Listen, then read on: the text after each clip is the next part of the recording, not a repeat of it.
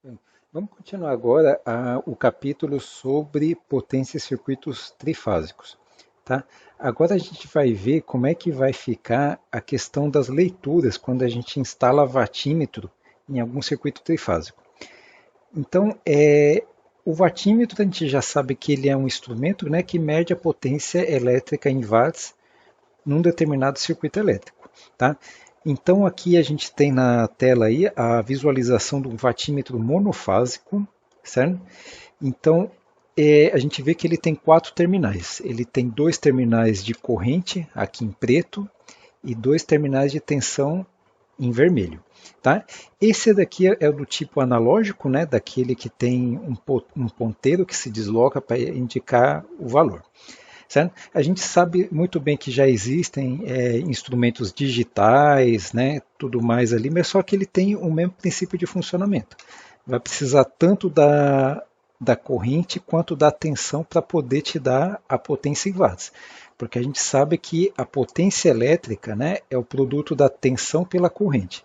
Então, seja um instrumento analógico mais antigo, seja um instrumento digital mais moderno, sempre vai ser necessário tanto a tensão quanto a corrente para poder medir a potência elétrica.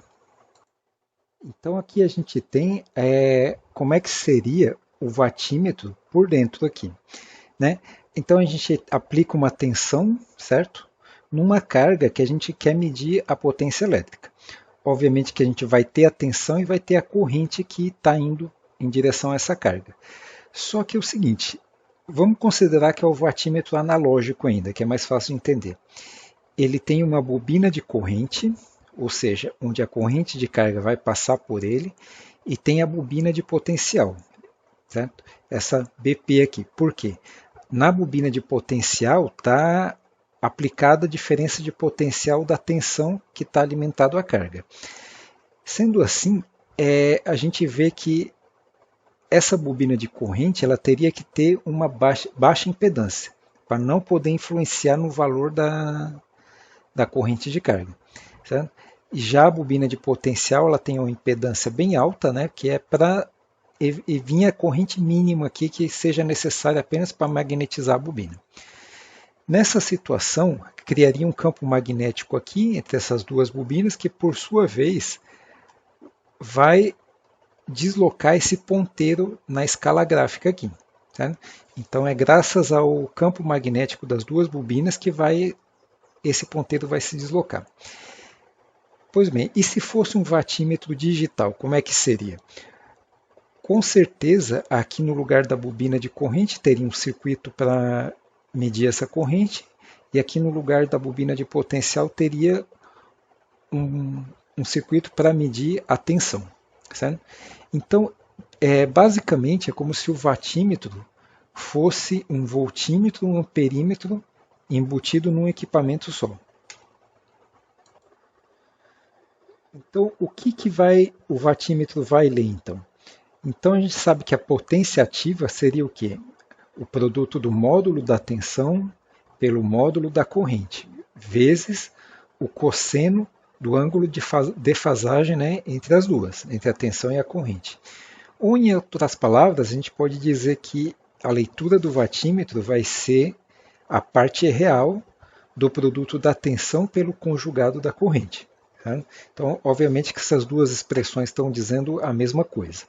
Tá? Então, por isso que a gente vai precisar sempre da leitura, né, da informação da tensão quanto da corrente. Então, nos próximos exercícios, nos exemplos que a gente vai ver, né, para circuitos trifásicos, a gente vai ver como é que é instalado esse watímetro monofásico em cada linha do nosso circuito. Obviamente que existem watímetros que já são trifásicos, já vem tudo pronto para receber as informações das tensões, todas as correntes de linha, tudo mais. Certo? Já existem equipamentos bem mais modernos que esse que a gente está falando, mas a essência desses equipamentos mais modernos é igual esses que a gente está vendo aqui. Certo? Mesmo os analisadores de energia mais modernos, eles têm como base a fundamentação desses watímetros que a gente está vendo aqui.